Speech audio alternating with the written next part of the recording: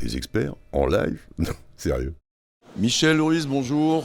Merci Bonjour. de nous rejoindre sur ce petit plateau de Koblenz. Il se passe toujours des choses, on a toujours des gens passionnants dessus. Je viens de voir une conférence que tu viens de faire avec quelques camarades. Ta société s'appelle Caviar.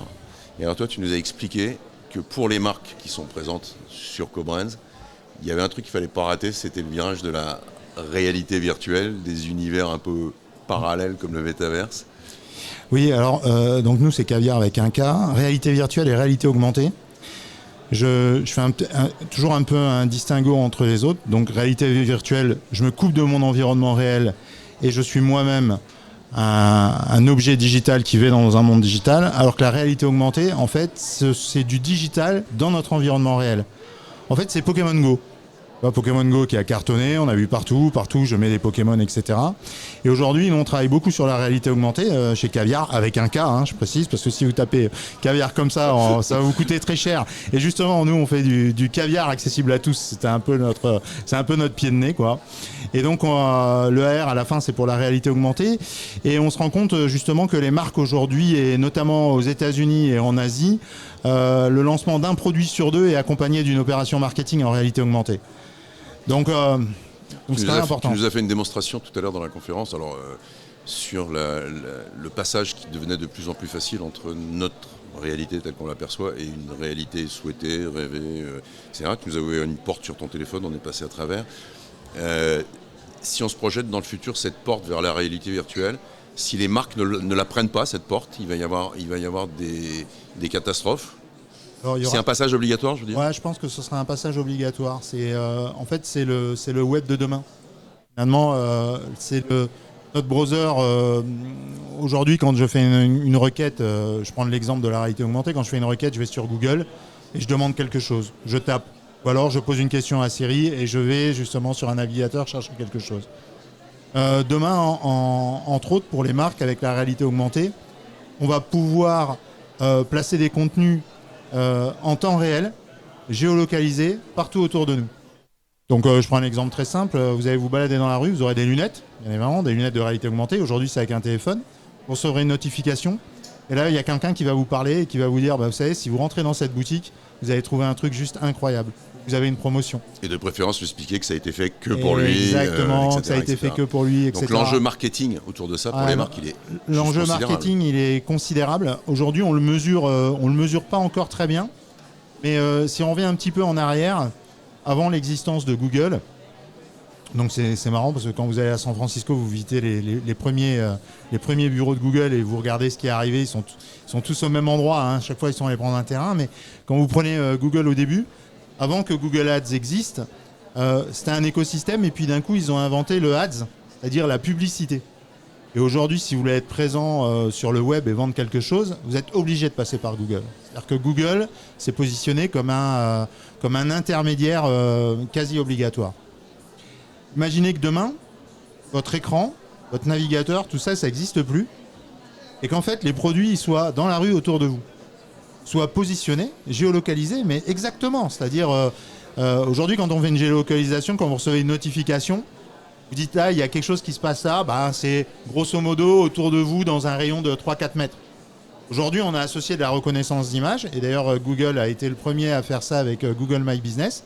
Je ne sais pas si vous faites une navigation sur Street View aujourd'hui, vous avez un petit bouton où il y a qui ressemble à un carré en 3 dimensions. Vous appuyez dessus et c'est Google Street View en réalité augmentée. Donc vous prenez votre téléphone et vous avez les flèches devant vous qui vous disent ok, tu dois marcher 300 mètres dans cette direction et tourner là-bas à droite. Donc vous mettez votre téléphone dans votre poche parce que vous l'avez vu visuellement en contexte. C'est ça la force de la réalité augmentée. Donc déjà les boutiques Google My Business sont en réalité augmentée dans 7 grandes villes du monde. C'est pas encore à Paris.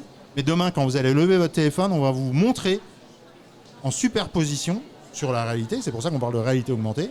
On va vous montrer une flèche, on va vous dire à 200 mètres, il y a une boutique avec une promotion, elle est ouverte, voici la vie. Et voilà ce que vous pouvez gagner. Donc ça commence comme ça, et ça veut dire que l'enjeu aujourd'hui pour les marques, c'est un enjeu de positionnement. C'est-à-dire que l'espace en fait qui nous entoure, c'est-à-dire c'est de l'air, vous savez aux États-Unis, je sais pas si tu sais, mais on vend les mètres carrés, c'est-à-dire on vend l'air aux États-Unis. Quand on achète une maison, on peut aller vendre l'air supplémentaire. Dans le building à New York, c'est comme ça. Moi, je prédis aujourd'hui, je ne sais pas quel jour on est, que dans quelques années, l'air sera à vendre.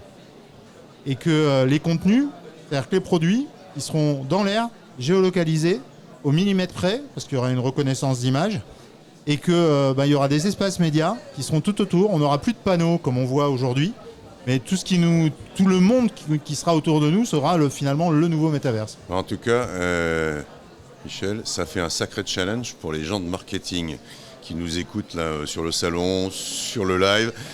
Il va falloir commencer à retravailler la copie from scratch.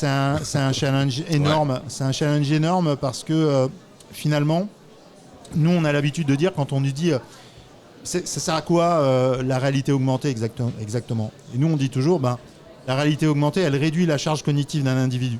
Je vais vous remettre dans un contexte que tout le monde connaît, enfin que les anciens, les plus de 20 ans connaissent. C'est l'époque où il n'y avait pas de GPS. L'époque où il n'y avait pas de GPS, qu'on voulait aller à un endroit, on prenait une carte, on dépliait la carte, et on se disait ok, il faut que j'aille là. Donc il faut que je tourne dans 200 mètres, il faut que je tourne à droite, puis après à gauche, puis tout droit, puis que je continue, etc. Et qu'on soit dans la nature, sur un chemin, dans la montagne ou sur la route, c'était pareil. C'est-à-dire qu'on était obligé de déplacer finalement ce qu'on avait compris de la carte dans notre esprit et se concentrer sur ce qu'on faisait. Aujourd'hui, on ne le fait plus. Aujourd'hui, on a un GPS, donc on a limité notre charge cognitive d'attention et il suffit qu'on écoute ce qu'il nous dit, prends à droite, va tout droit, etc. pour écouter la radio, parler avec quelqu'un au téléphone, dans les règles de sécurité bien entendu, avec un kit, etc. Mais du coup, le chemin n'est plus un problème, le chemin on l'a complètement intégré. Et la réalité augmentée, c'est ça. Quand vous prenez Ikea Place par exemple, je prends l'exemple d'Ikea toujours, Ikea, vous avez l'application Ikea, vous voulez acheter un canapé, vous téléchargez l'application Ikea, vous prenez le canapé d'Ikea, vous le testez dans votre salon, vous voyez s'il rentre, s'il est à la bonne taille, vous l'avez en volume en 3D, avec votre téléphone, vous pouvez même changer la couleur et le commander.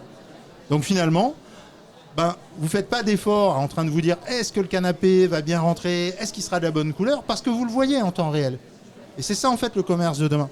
C'est-à-dire que le commerce de demain, on va vous emmener des objets et on va finalement accélérer le tunnel de vente et on va vous simplifier la chose au maximum. En tout cas, comme tu dis, ça va nous libérer de la bande passante. On va pouvoir faire d'autres choses. J'espère juste qu'elles seront intelligentes. Alors, il faut faire autre chose et il faut que cette bande passante ne soit pas occupée par d'autres trucs qui nous empêchent, etc. Non, c'est probable. Alors, on n'en est plus à se poser la question de savoir si c'était mieux avant. En tout cas, c'est des adaptations qui vont être nécessaires, incontournables et qu'il vaut mieux anticiper. Et complètement. En fait, s'adapter, c'est peut-être la fonction qu'on a depuis le départ sur cette planète. C'est Darwin, c'est ça. De toute façon, on s'adapte. Pour survivre, on s'adapte. Merci donc, pour la conférence, Michel. Merci d'être passé sur le plateau. Et puis, grand plaisir. Bon courage à tous les gens qui font du marketing de brand, là, parce qu'il y a du taf. Et puis, venez nous voir. On a des petits conseils sympas à vous donner. Merci, Michel. Salut. Rendez-vous le 30 et le 31 mars 2023 sur le salon Cobrands. Et comme d'hab, si vous voulez plus d'infos, c'est sur cobrands.fr. Smile, vous êtes filmé.